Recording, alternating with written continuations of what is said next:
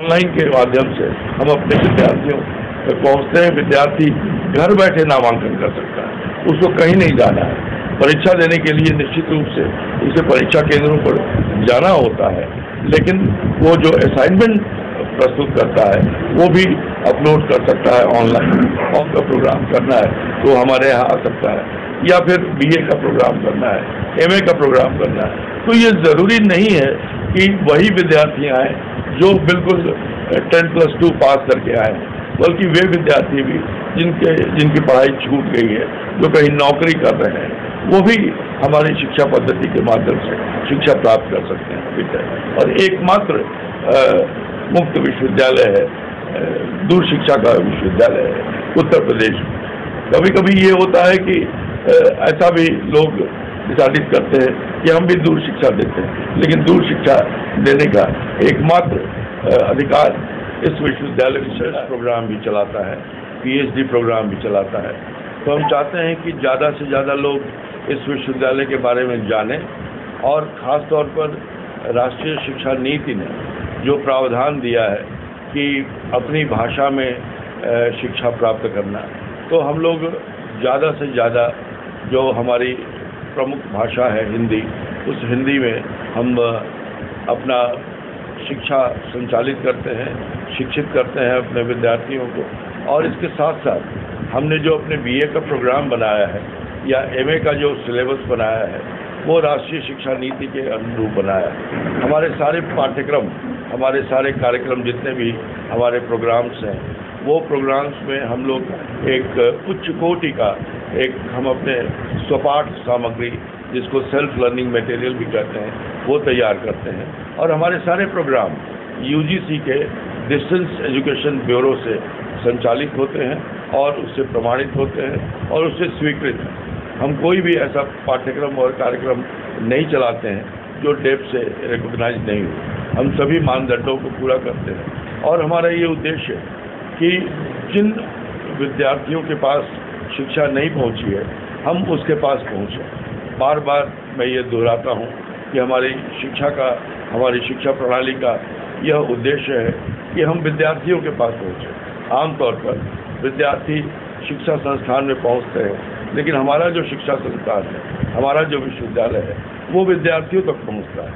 हमारे जो दूर शिक्षा जो पद्धति है, उसमें ये विद्यार्थी केंद्रित शिक्षा है। विद्यार्थी केंद्रित शिक्षा का मतलब ये है कि शिक्षक विद्यार्थियों के पास पहुंचता है अपने पाठ्यक्रमों के साथ, अपने सेल्फ लर्निंग मटेरियल के साथ। हमारा जो सेल्फ लर्निंग मटेरियल है वो बहुत गुणवत्तापूर्ण है।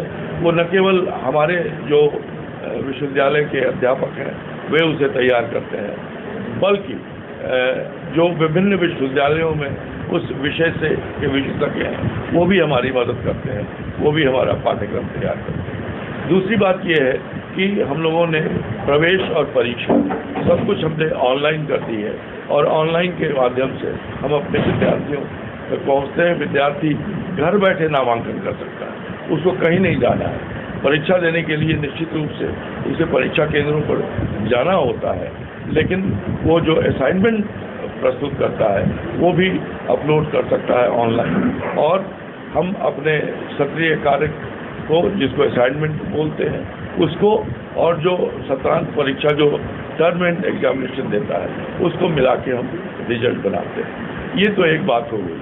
हमारा एक उद्देश्य ये है राष्ट्रीय शिक्षा नीति के तहत कि हम अपने विश्वविद्यालय, अपने विद्यार्थियों को हम बनाए कुशल। केवल ज्ञान उन्हें प्राप्त न करें, बल्कि उनके कौशल भी उन्हें प्रदान करें। किसी भी क्षेत्र में अगर उनको कोई कौशल आता है, तो जब वो बीए या एमए करके निकलते हैं तो उनके पास एक कौशलपूर्ण कार्यक्रम भी होगा जो सर्टिफिकेट और डिप्लोमा के माध्यम से प्राप्त कर सकते हैं। जैसे मान लीजिए कि आप लोगों में से बहुत से लोगों ने जर्नलिज्म का प्रोग्राम किया है।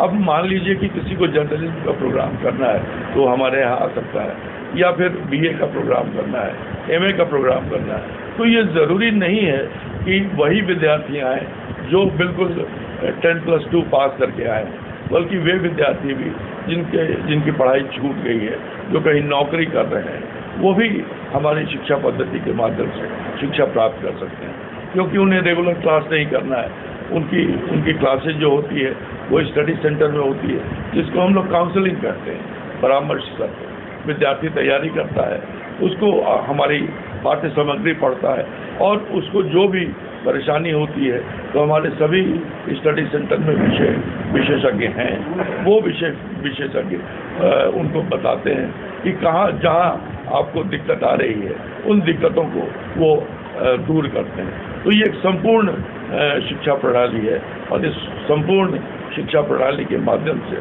हम ये चाहते हैं कि कोई भी विद्यार्थी, कोई भी जन यहाँ पर उत्तर प्रदेश का ऐसा न हो जो शिक्षा से, उच्च शिक्षा से वंचित हो।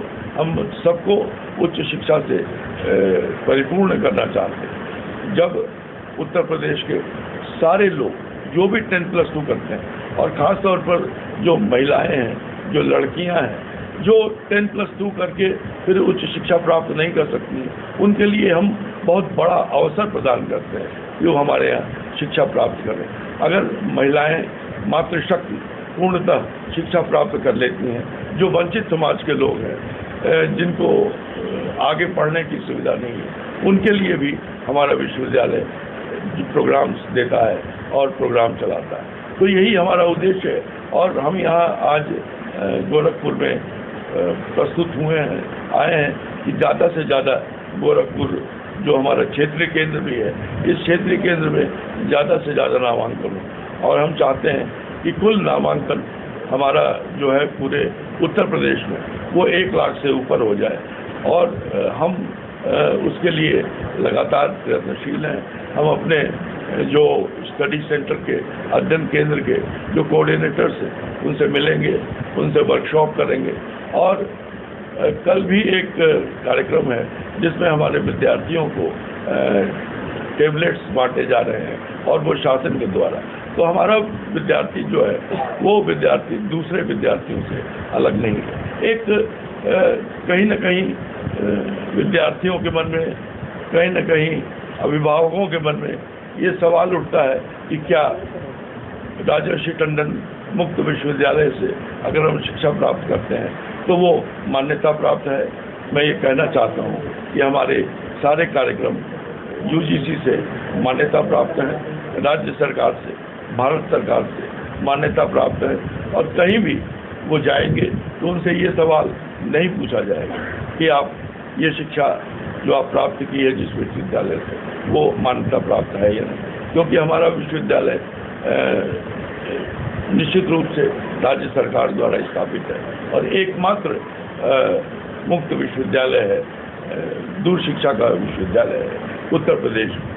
कभी कभी ये होता है कि ऐसा भी लोग डिसाइड करते हैं कि हम भी दूर शिक्षा देते हैं, लेकिन दूर शिक्षा देने का एकमात्र अधिकार इस विश्वविद्यालय को मिला है, और इसी उद्देश्य से मिला है कि हम शिक्षा सब तक पहुंचा सकें। सर, अगर बात मीडियम की आती है तो जो असाइनमेंट्स मिलते हैं, पहले के ज़माने की बात कर रहे हैं, तो इंग्लिश में देना पड़ता था, और जो अवेलेबल होते थे जो बुक मटेरियल्स हैं, जो कोरियर के माध्यम से घर आते थे, वो भी इंग्लिश में होते हैं। अब क्या सुधार? ऐसा है कि हमारे अधिकांश जो पाठ्यक्रम हैं वो हिंदी में है, कुछ पाठ्यक्रम हमारे हिंदी और अंग्रेजी में दोनों हैं, लेकिन जहाँ तक असाइनमेंट करने की बात, अगर अंग्रेजी माध्यम से भी किसी को मटेरियल मिलता है तो वो हिंदी माध्यम में अपना परीक्षा दे सकता है और हिंदी माध्यम में असाइनमेंट जमा कर सकता है। इसलिए भाषा का कोई व्यवधान नहीं है। हम ज़्यादा से ज़्यादा चाहते हैं कि हिंदी में हम पढ़ाई करें और हिंदी में असाइनमेंट भी दें बच्चे, और हिंदी में ही अपना एग्ज़ाम दें। सर, एक और सवाल है कि जो फीस के रिगार्डिंग ही है कि जो समाज के वंचित लोग हैं, जो प्रिजनर्स हैं, ट्रांसजेंडर हैं, उनके लिए भी क्या कुछ डिस्काउंट है या कुछ इस तरह का आप लोग कर रहे हैं? ऐसा है कि हम अपने सभी जो वंचित विद्यार्थी हैं उनको ध्यान में रख के हम फीस में भी, स्ट्रक्चर में भी परिवर्तन कर रहे हैं। और जहाँ तक फीस की बात है, हमने एक प्रावधान इस बार किया है कि जो हमारे विद्यार्थी प्रिंट मटेरियल नहीं लेना चाहते और हमारे वेबसाइट से स्टडी मटेरियल डाउनलोड करना चाहते हैं, उनको जो ट्यूशन फीस है उस ट्यूशन फीस में हम उनको 15% की छूट देने जा रहे हैं। और जहाँ तक जेल इनमेट्स हैं उनको भी हम छूट देते हैं, उनका 100%। सर लास्ट सवाल ये है कि जो एकेडमिक एजुकेशन होता है उसमें जब आप एक कोर्स में दाखिला लेते हैं तो सिर्फ उसी कोर्स के रहते हैं, लेकिन जब हम डिस्टेंस एजुकेशन में जाते हैं तो उसमें क्या एक साथ कई कोर्सेज भी ले सकते हैं? ऐसा है कि जैसा कि मैंने आपको कहा कि डुअल डिग्री का प्रावधान राष्ट्रीय शिक्षा नीति में हो गया है, और हमारे यहाँ से भी अगर 2 प्रोग्राम्स में कोई एडमिशन लेना चाहता है तो ले सकता है, उसमें कोई व्यवधान नहीं है।